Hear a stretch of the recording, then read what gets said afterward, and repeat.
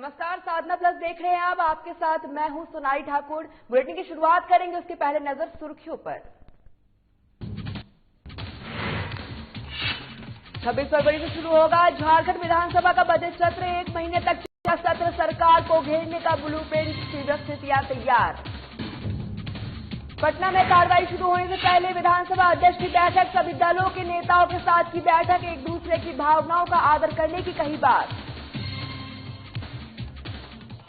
पटना में आरजेडी के विधायकों ने किया विधानसभा पोर्टिंग में प्रदर्शन। कानून व्यवस्था और बेरोजगारी जैसे मुद्दे पर किया प्रदर्शन। प्ले कार्ड के लिए आरजेडी विधायक सरकार पर लगाए आरोप। और हजारीबाग में केरोसिन तेल विस्फोट हादसे में पीड़ित परिवार से मिले कृषि मंत्री। पीड़ित परिवार को मुआवजा दिलाने का दिया भरोसा। वित्त मंत्री रामेश्वर उरांव ने पीड़ित के परिजनों से कराई बात।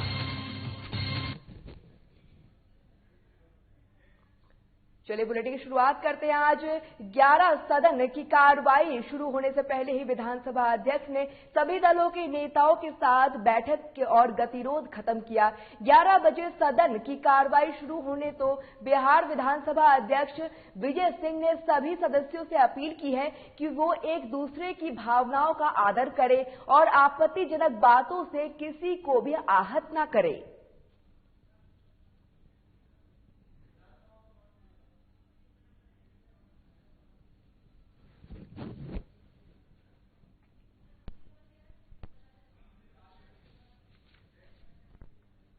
आज बिहार विधानसभा की कार्रवाई शुरू होने के पहले आरजेडी के विधायकों ने विधानसभा पोर्टिकों को प्रदर्शन किया। कानून व्यवस्था और बेरोजगारी जैसे मुद्दों को लेकर आरजेडी के विधायकों ने सरकार के खिलाफ जोरदार प्रदर्शन किया। हाथों में प्ले कार्ड लिए आरजेडी के विधायक सरकार के ऊपर यह आरोप लगा रहे हैं कि राज्य में बेरोजगारों की अनदेखी की जा रही है। लगातार युवाओं को रोजगार से वंचित किया जा रहा है। इतना ही नहीं, बिहार में बिगड़ती कानून व्यवस्था का आरोप लगाते हुए भी आरजेडी के विधायकों ने प्रदर्शन किया।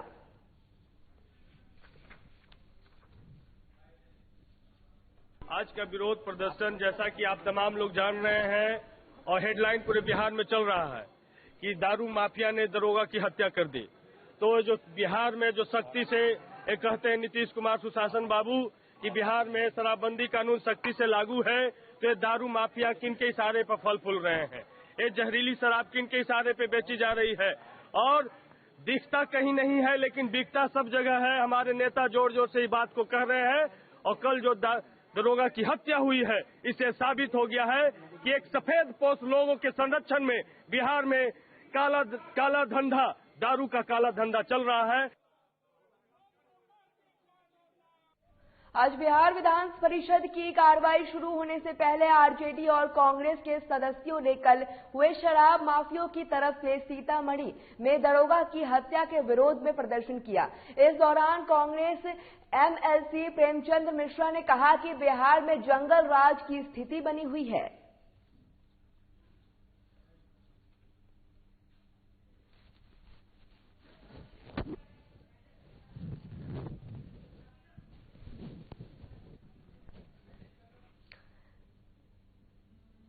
आज बिहार विधान परिषद की कार्रवाई शुरू होने से पहले आरजेडी और कांग्रेस के सदस्यों ने कल हुए शराब माफियों के तरफ से सीतामढ़ी के दारोगा की हत्या के विरोध में प्रदर्शन किया। इस दौरान कांग्रेस एमएलसी प्रेमचंद मिश्रा ने कहा कि बिहार में जंगल राज की स्थिति बनी हुई है।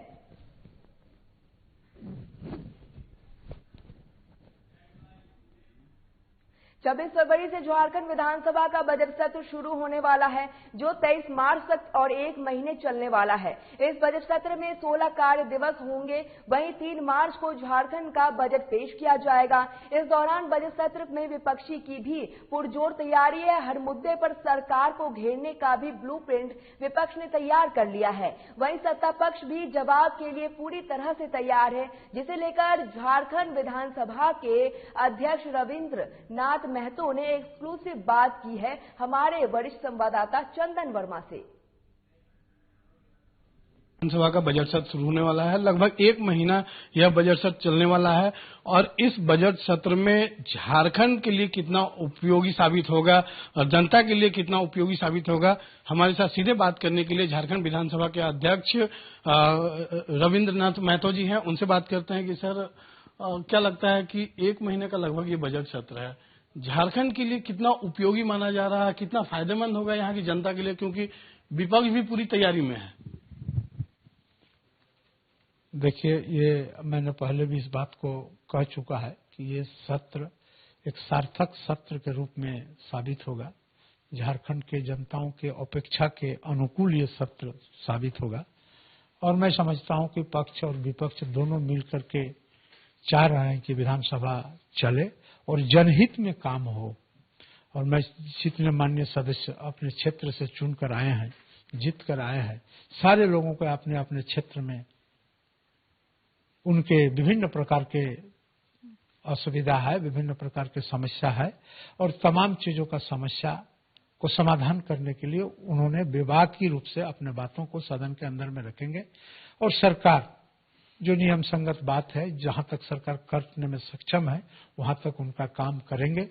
इसलिए हम समझते हैं कि ये सत्र ढंग से चलेगा और झारखंड के जनताओं के हित में होगा। आपने कहा कि सभी क्षेत्रों के जो विधायक हैं उनका अपना अपना प्रश्न है, लेकिन कई ऐसे प्रश्न हैं जिनका अभी तक जवाब नहीं मिल पाया है। आश्वासन अगर की बात करें तो 1520 ऐसे मामले हैं जिनका आश्वासन है वो अभी कंप्लीट नहीं हो पाया। तो क्या लगता है इस सत्र में उन सब चीजों का निपटारा हो पाए? मैंने कल उच्च स्तरीय बैठक किया और उच्च स्तरीय बैठक करने के पीछे इन तमाम चीजों का आंकड़ा उनके समक्ष रखने का काम हमने किया और जो आश्वासन का जो लंबित प्रश्न है ये 1 साल का नहीं है, इस टेन्योर का नहीं है, इसमें कुछ अगले पहले टेन्योर का भी है। फिर भी जो भी है आश्वासन सरकार का होता है और ये आश्वासन पूरा होना जरूरी है। तो हम लोगों ने पदाधिकारी को इस बारे में उनको इस विषय पर जानकारी दे दिया कि भाई इस तरह का लंबित है, ऐसा करने से बहुत अच्छा संदेश नहीं जा रहा है, जनहित में काम नहीं हो रहा है। आप इन तमाम आश्वासन जो सरकार के द्वारा दिए गए हैं उस पर काम करने का काम करें। बिल्कुल। एक बात और रह गई है कि जिस तरीके से विपक्षी हर मुद्दे पर घेरना चाह रही है सरकार को, वही विपक्ष अब यह भी आरोप लगा रहा है कि सरकार जो है, सरकार के अंदरूनी मामले भी ठीक नहीं है, क्योंकि कई ऐसे आयोग हैं जिनका अभी तक उनके उस आयोग के अध्यक्ष का गठन नहीं हुआ है। तो सरकार में भी अंदरूनी मामला ठीक नहीं है और विपक्ष भी अब हमलावर हो रहा है तमाम मुद्दों को लेकर। तो क्या लगता है कितना सुचारू रूप से चल पाएगा सदन, और हमारे चैनल के माध्यम से क्या कहना चाहेंगे ताकि सदन जो है सुचारू रूप से हो? देखिए, ये एक धारणा बन रही है, विपक्ष का सुझाव अगर अच्छा हो तो सरकार को मानने में कोई दिक्कत नहीं है। ये तो अच्छी बात है कि विपक्ष जितना मुखर होगा सरकार उतना ही अच्छा होगा। विपक्ष जितना हमलावर होगा, जितना एग्रेसिव होगा, जितना मुद्दा को वो अपने रखेंगे उसमें उतना ही अच्छा होगा। विपक्ष ही तो सत्ता को आईना दिखाते हैं, तो मुखर होना तो ठीक है। तो कोई यह संसदीय व्यवस्था में, डेमोक्रेटिक शासन प्रणाली में ये तो बहुत अच्छी बात है। विपक्ष को तो प्रखर होना ही चाहिए, मुखर होना ही चाहिए। बिल्कुल, विपक्ष को तो हर सवाल उठाना चाहिए। लेकिन एक आखिरी सवाल यह लेंगे कि पूरा वैश्विक महामारी कोरोना से जूझ रहा है पूरा विश्व, ऐसे में झारखंड विधानसभा सत्र का आहूत हुआ है। तो क्या इसको लेकर कई गाइडलाइन जो है वो बनाए गए हैं, तो क्या क्या गाइडलाइन अगर मुख्य है तो वो थोड़ा सा बताएं। हम लोगों ने तो सबसे ये गाइडलाइन बनाए हैं जो इसमें जो कोविड-19 का जो प्रोटोकॉल है इसको संपूर्ण रूप से पालन होगा और संपूर्ण रूप से पालन होने के क्रम में हम लोगों ने एक चिट्ठी इशू कर दिया है कि जो माननीय सदस्य सदन में हिस्सा लेंगे सारे लोगों को अपना अपना कोविड टेस्ट करा के सदन के अंदर प्रवेश करना होगा। और कुछ जगह हम लोग मनाही भी किया है, जो अनावश्यक रूप से जो भीड़ भाड़ होता है सदन चलने के समय, इसको भी हम लोगों ने रोका है और वहां भी सारे टेस्ट का व्यवस्था है, सैनिटाइजेशन का व्यवस्था है, मास्क का व्यवस्था है, शील्ड का व्यवस्था है, सारे व्यवस्था है। हम लोग सारा चीज देख करके ही सदन का कार्य संचालन करेंगे। बिल्कुल, कोरोना को लेकर भीड़ पर तो अंकुश लगाई गई है, लेकिन विपक्ष के प्रश्नों पर अंकुश नहीं लगाई गई है। लेकिन अब विपक्ष को भी, तमाम लोगों को भी यह सोचना होगा कि सदन को सुचारू रूप से चलाने के लिए शांतिपूर्ण जो है अपना सवाल रखें। सहयोगी पंकज के साथ चंदन वर्मा, साधना न्यूज, रांची। सीतामढ़ी से इस वक्त की सबसे बड़ी खबर आपको बता दें, सीतामढ़ी में पुलिस और शराब तस्कर के बीच मुठभेड़ का मामला सामने आया है। सीतामढ़ी से इस वक्त की सबसे बड़ी खबर आपको बता रहे हैं, यहाँ पुलिस और शराब तस्कर के बीच मुठभेड़ का मामला सामने आया है। तिरहुत जोन के आईजी गणेश कुमार इस दौरान सीतामढ़ी पहुंचे हैं और मजिस्ट्रेट थाना पहुंचकर मामले की जांच कर रहे हैं। जिले के एसपी समेत अन्य पुलिस अधिकारी भी मौजूद हैं। सीतामढ़ी से इस वक्त की सबसे बड़ी खबर आपको बता रहे हैं, जहां पुलिस और शराब तस्कर के बीच मुठभेड़ का मामला सामने आया है। इस दौरान तिरहुत जोन के आईजी गणेश कुमार भी पहुंचे हैं सीतामढ़ी और मेजरगंज थाना पहुंचकर मामले की जांच में जुट गए हैं। जिले के एसपी समेत अन्य पुलिस अधिकारी भी इस दौरान मौजूद हैं। सीतामढ़ी से इस वक्त की सबसे बड़ी खबर बता रहे हैं, जहां पुलिस और शराब तस्कर के बीच मुठभेड़ का मामला सामने आया है। तिरहुत जोन के आईजी गणेश कुमार इस दौरान सीतामढ़ी पहुंचे हैं। मेजरगंज थाना पहुंचकर मामले की जांच में जुट गए हैं। जिले के एसपी समेत अन्य पुलिस अधिकारी भी इस दौरान मौजूद है। सीतामढ़ी से इस वक्त की सबसे बड़ी खबर बता रहे हैं आपको, जहां पुलिस और शराब तस्कर के बीच मुठभेड़ का मामला सामने आया है। सीतामढ़ी में पुलिस और शराब तस्कर के बीच मुठभेड़ का मामला सामने आया है। तिरहुत जोन के आईजी गणेश कुमार इस दौरान मौके पर सीतामढ़ी पहुंचे हैं। मेजरगंज थाना पहुंचकर मामले की जांच में वो जुट गए हैं। जिले के एसपी समेत अन्य पुलिस अधिकारी भी इस दौरान मौजूद है।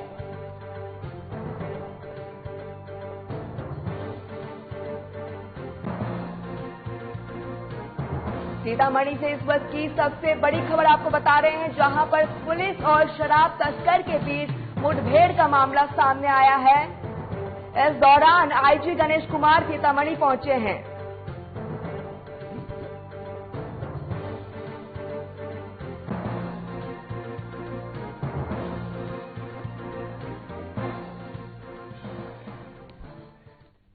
फिलहाल वक्त हो चला है छोटे से ब्रेक का। देखते रहिए साधना प्लस।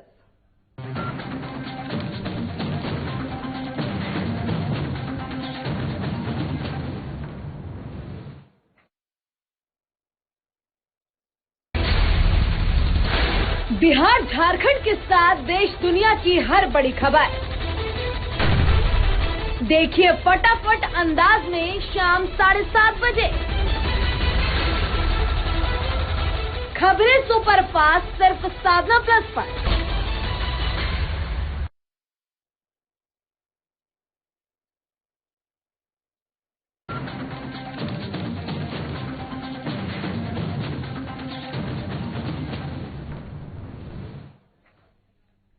ब्रेक के बाद एक बार फिर आपका स्वागत है। हजारीबाग में केरोसिन तेल विस्फोट हादसे में शिकार पीड़ित परिवार से मिलने बुधवार को कृषि मंत्री बादल पत्रलेख हजारीबाग सदर प्रखंड अमरनारी गांव पहुंचे थे। उन्होंने हादसे में हुई मां बेटी की मौत पर दुख जताया, साथ ही पीड़ित परिवार को मुआवजा दिलाने की बात कही। इस हादसे के शिकार हुए परिवार के अन्य सदस्यों का इलाज रांची के रिम्स में चल रहा है। इस घटना को हुए करीब 10 दिन बीत चुके हैं, लेकिन पीड़ित परिवार वालों को अब तक कोई राहत या मुआवजा नहीं मिला है। जिला प्रशासन इस घटना को आपदा की श्रेणी से नहीं रखता। ऐसे में विपक्षों को भी पीड़ित परिवार के घर तक आना पड़ा और सत्ता पक्ष से सरकार के करिंदे के रूप में कृषि मंत्री पहुंचकर हालात का जायजा लिया। उन्होंने पीड़ित परिवारों को भरोसा दिलाया कि अधिक से अधिक राहत मुआवजा की बात कल विधानसभा में रखूंगा। वहीं झारखंड सरकार के वित्त मंत्री रामेश्वर उरांव से भी पीड़ित परिवार की बात फोन पर कराई गई। साथ ही कृषि मंत्री ने यह भी कहा कि ऐसे मामले में राजनीति नहीं होनी चाहिए। वहीं मौके पर कृषि मंत्री के द्वारा पीड़ित परिवार के आर्थिक रूप से सहयोग किया गया। काफी दुखद घटना है और हमने प्रशासन से भी जानकारी ली। यह घटना तो है ही, आपदा के कैटेगरी में आ रहा है और मैंने संबंधित विभाग के मंत्री हमारे सांसद रामेश्वर गांव साहब, उन्होंने मुझे निर्देश दिया था कि आप होकर आइए और चीज़ों से अवगत कराइए। मैंने जो पीड़ित हैं परिजन की बात डॉक्टर रामेश्वर गांव साहब से भी करवाई और खुद भी मैं सक्षम तरीके से इस मामले को देखा। काफी हृदय विदारक उच्च स्तरीय जांच की जा रही है। जो भी सहायता है सरकार की ओर से व्यक्तिगत तौर से हमने इन्हें आश्वासन दिया है, किया भी कि हम आपके साथ हैं, पीड़ित परिवार के साथ हैं। दुख के घड़ी में, विपत्ति में मदद होनी चाहिए, राजनीति नहीं होनी चाहिए। बुधवार को बिहार विधानसभा में जबरदस्त हंगामे के बाद सदन की कार्यवाही नहीं चल सकी थी। मंत्री मदन सहनी और लेफ्ट के विधायकों के बीच तीखी नोकझोंक के बाद सदन लगातार हंगामा होता रहा। आज एक बार फिर बिहार विधानसभा की बैठक शुरू होने से पहले लेफ्ट का प्रदर्शन नजर आया। वाम दलों के विधायकों ने विधानसभा की कार्रवाई शुरू होने से पहले सदन के बाहर हंगामा किया। प्रदर्शन कर रहे विधायक लगातार मंत्री मदन सहनी से सदन में माफी मांगने की मांग कर रहे थे। आज का विरोध है कि सदन के अंदर सीधे सीधे लोकतंत्र की हत्या हो रही है, गरीबों की आवाज को दबाया जा रहा है और गरीबों की मांग को उठाने वाले विधायकों का अपमान किया जा रहा है।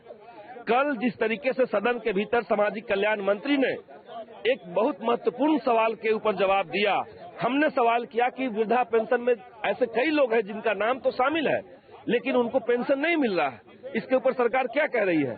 अब सरकार का इस पर जवाब आता है, सामाजिक कल्याण मंत्री का जवाब आता है कि आपकी पार्टी जो है वो इसी से चलती है, वृद्धा पेंशन से चलती है, आप लोग पैसा लूट लेते हैं। ये तो कोई जवाब नहीं हुआ। जनता ने अगर हमें चुन के भेजा है तो जनता की मांगों को उठाना हमारा कर्तव्य है। तो विधानसभा के अंदर सदन में मंत्री मदन साहनी द्वारा जब गरीबों की बात उठा रहे थे, महबूब आलम साहब हमारे विधायक दल भाकपा माले के नेता, कि जो वृद्ध लोग हैं जिनको पहले पेंशन मिलता था और जब से बैंक में पैसा जाने की बात की जा रही है, बहुत सारे वृद्धों को पैसा नहीं जा रहा है। तो मदन साहनी ने मजाक उड़ाया, एक तरह से अपमानजनक शब्द का व्यवहार किया और इसलिए हमारी ये मांग है कि मदन साहनी को अविलंब बर्खास्त किया जाए। बीती रात बाढ़ अनुमंडल के सकसोहरा थाना के कमैया गांव में दो पक्षों के बीच जमकर तलवारबाजी हुई। इस तलवारबाजी में जहां 67 साल का राम पदरात पासवान की मौत हो गई, वहीं 3 लोग गंभीर रूप से घायल हो गए। घायलों को एक महिला की स्थिति गंभीर है जिन्हें इलाज के लिए पीएमसीएच रेफर कर दिया गया है, जबकि अन्य 2 घायलों का इलाज सदर अस्पताल में बाढ़ में चल रहा है। घटना के संबंध में बताया जा रहा है कि सालों से दोनों पक्षों में जमीन विवाद चल रहा था। इसी को लेकर कल दोनों पक्षों में कहा-सुनी की बात शुरू हुई। फिर धीरे धीरे इस बहस से उस समय भीषण रूप ले लिया जब विवाद जमीन को एक पक्ष में दीवार बनाकर जबरन कब्जा किया जा रहा था। दूसरे पक्ष की तरफ से विरोध करने से दोनों ओर से जमकर धारदार हथियार का प्रयोग हुआ, जिसमें एक व्यक्ति की मौत हो गई। फिलहाल पुलिस मामले की जांच में जुट गई है। नाला बना रहा था, नाला बनवा रहा था। हम लोग मतलब आया बोला कि बल हम बना देंगे इसको, हम मुकाम जैसे हुआ वैसे मुकाम की तरह हम कर देंगे। उस बात हम सब कोई नहीं हमारा परिवार कोई नहीं कुछ बोला। एक ही किए कि मतलब वो 12 बजे रात में वो नाला गली को घेर रहा था।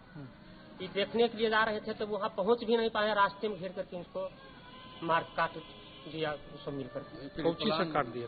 तो काकुट रखा था और वही काकुट से काट दिया और लाठी से भी मारा है और खंती से भी मारा है। हजारीबाग में शहीद सुभाष बरला मेमोरियल ने सुभाष बरला की शहादत को याद किया और एक दिवसीय फुटबॉल टूर्नामेंट का आयोजन किया गया। ये टूर्नामेंट हजारीबाग ग्रीन और हजारीबाग येलो टीम के बीच खेला गया। इस कार्यक्रम में मुख्य अतिथि झारखंड सरकार के कृषि मंत्री बादल पत्रलेख रहे। आपको बता दें कि टूर्नामेंट से पहले कृषि मंत्री शहीद सुभाष बरला की प्रतिमा पर फूल अर्पित कर श्रद्धांजलि दी गई और फिर मैच की शुरुआत की गई।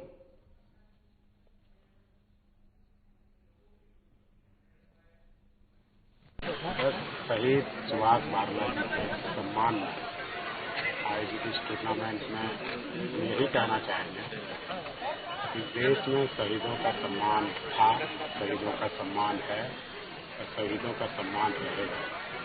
तो हजारीबाग में इस कार्यक्रम का शुभारंभ इस बात का द्योतक है, इस टूर्नामेंट के माध्यम से यहाँ जो तमाम तरह की विकृतियाँ हैं, समाज में वैसे तत्व विघटन की ओर सबको अच्छाई की रास्ते देशभक्ति। लातेहार में मेडिकल कैंप का आयोजन किया गया, जो कि 112 बटालियन के कमांडेंट देवाशीष विश्वास के निर्देश पर किया गया, जिसमें बीमार और जरूरतमंद लोगों के बीच दवाइयां बांटी गई। आपको बता दें कि आयोजन में फुटबॉल टीमों के बीच लीगल मैच खेला गया, जिसमें 8 टीमों ने हिस्सा लिया और सेरर दाग की टीम की जीत हासिल की। वहीं इस कार्यक्रम में उद्देश्य सीआरपीएफ और जनता के बीच आपसी सहयोग का बढ़ावा देना, साथ ही गरीबों की सहायता करना है।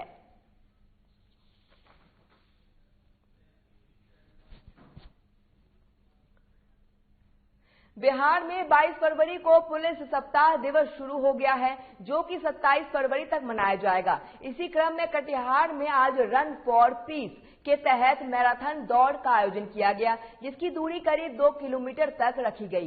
इस दौड़ में कटिहार पुलिस के पुलिस अधिकारी, सहायक और मुफस्सिल थाने के थानाध्यक्ष समेत 200 से ज्यादा पुलिस बल ने हिस्सा लिया, जिससे पहले विजेता अजय कुमार, दूसरे विजेता विकास कुमार और तीसरा विजेता सुभाष कुमार शाह रहे। जिसके बाद सभी विजेता को पुलिस पदाधिकारी अमरकांत झा और ट्रैफिक डीएसपी जयप्रकाश नारायण ने सम्मानित किया। इस मौके पर सदर अनुमंडल पुलिस पदाधिकारी अमरकांत झा ने बताया कि रन फॉर पीस के तहत मैराथन दौड़ का आयोजन किया गया, जिसका उद्देश्य शांति के साथ साथ शहर को अपराध मुक्त करना है।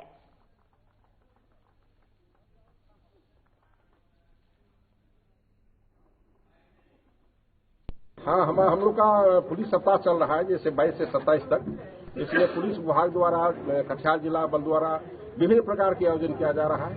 इसमें बच्चों की शिक्षा भी दी जा रही है, खेलकूद का भी आयोजन किया जा रहा है। इसी में आज दिनांक 24 तारीख को जीआरपी चौक से समाहरणालय तक रन फॉर पीस जो मिनी मैराथन के रूप में है, यह हमारे जवानों के बीच रखी गई थी। उसमें हम लोग भी दौड़े, डीएसपी, अनुमंडल पुलिस पदाधिकारी, ट्रैफिक, सभी हम लोगों ने दौड़े।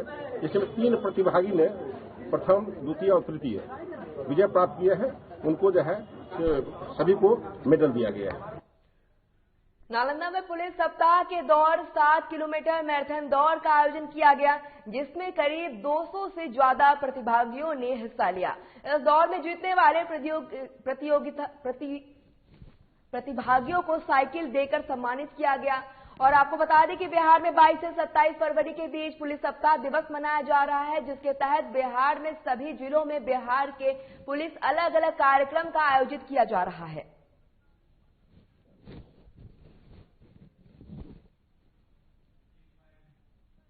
बिहार पुलिस सप्ताह के शुभ अवसर पे पुलिस अधीक्षक महोदय के दिशा निर्देशन में, जैसे कि एएसपी सर भी यहाँ हैं, उपस्थित हैं, एसडीओ साहब भी उपस्थित हैं। ये नालंदा पुलिस के द्वारा ये एक आयोजन किया गया, जिसमें आप सभी प्रतिभागी जो इस रन फॉर पीस कार्यक्रम में जिन लोगों ने जो भी पार्टिसिपेंट्स हैं, कुछ लोगों को हम लोगों ने सेलेक्ट करके कुछ विशेष पुरस्कार और फिर कुछ और विशेष पुरस्कार, फिर सांत्वना पुरस्कार, और फिर जितने भी प्रतिभागी लोगों ने इस रन फॉर पीस कार्यक्रम में भाग लिया है, सब लोग बधाई के पात्र हैं। कटिहार में चोरी का मामला सामने आया है, जहां नगर थाना क्षेत्र के प्रोफेसर कॉलोनी में चोरी हो गई। जानकारी के मुताबिक शिक्षा के पति और भारतीय सेना में है और पत्नी शादी समारोह में शामिल होने बाहर गई हुई थी। इसी के दौरान अज्ञात चोरों ने खाली घर को निशाना बनाया और घर में सोने के जेवरात पर हाथ साफ कर लिया।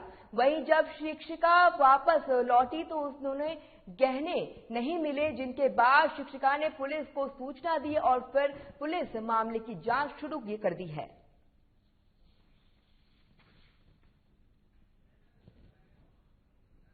ये घर जो पीछे दिख रहा है ये मेरी बहन, बड़ी बहन का, जो त्रिवेणी नायक में शिक्षिका है, और मेरा भी घर यहीं बगल में है। तो दीदी हमारे बड़े भांजे की शादी में गई हुई थी बाहर, और मेरा छोटा भाई यहाँ सोता था। संयोग से कल रात में मेरे छोटे भाई को कहीं जाना था, वो यहाँ आया तो सही लेकिन लेट आया, 4:30 बजे आया तो देखा यहाँ ताला टूटा हुआ है और घर में सामान तो नहीं, जेवरात सब गायब है। नालंदा जिले के पुलिस एकेडमी राजगीर में पुलिस सप्ताह कार्यक्रम आयोजित किया गया, जिसका उद्घाटन विधिवत रूप से एकेडमी के निर्देशक भिड़गू निवासी ने किया। वहीं इस दरमियान प्रशिक्षुओं के बीच विभिन्न खेल की प्रतियोगिता का आयोजन किया गया, जिसमें वॉलीबॉल, रस्सी कसी, महिला कबड्डी, गोल फेंक आदि प्रतिभागियों ने शुरुआत किया गया। वहीं पुलिस सप्ताह का आयोजन का मुख्य उद्देश्य पुलिसकर्मियों में प्रशिक्षण के अलावा खेलकूद के साथ साथ सर्वांगीण विकास हो सके।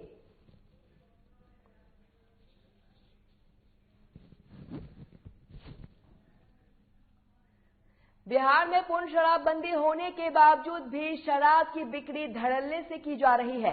बिहार पुलिस शराब की बिक्री और माफियाओं पर नकेल कसने में जुटी हुई है। इसी कड़ी में एक बड़ी घटना हुई है। सीतामढ़ी में शराब तस्करों ने दरोगा को दिन दहाड़े गोली मार दी, जो शराब बिक्री की सूचना मिलने पर टीम के साथ छापेमारी करते गए थे।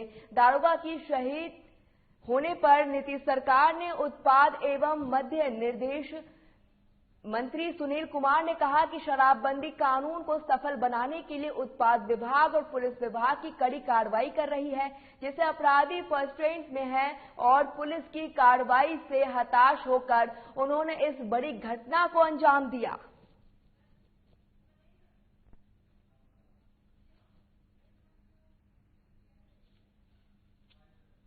उचित कानूनी कार्रवाई होगी और जो भी दोषी हैं हम लोग लगातार कार्रवाई कर रहे हैं। इस तरह के जो रिएक्शन आते हैं इसलिए कि पुलिस की जो और एक्साइज विभाग की कड़ी कार्रवाई हो रही है, इस वजह से इस तरह की बातें आती हैं। हम लोग इस पर जो भी कानूनी कार्रवाई है, जो भी कार्रवाइयाँ करनी है आगे हम निश्चित रूप से करेंगे। अभी बाहर आते उनका मनोबल हम लोग तोड़ रहे हैं। इस वजह से जिस पूरे फ्रस्ट्रेशन में इस तरह की बात होती है और हम लोग कड़ी से कड़ी कार्रवाई उनके विरुद्ध करते हैं। धन्यवाद।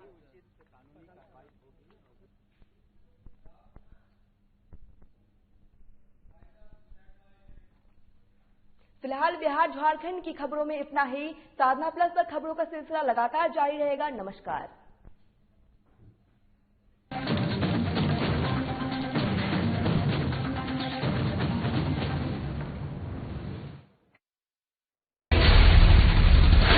बिहार झारखंड के साथ देश दुनिया की हर बड़ी खबर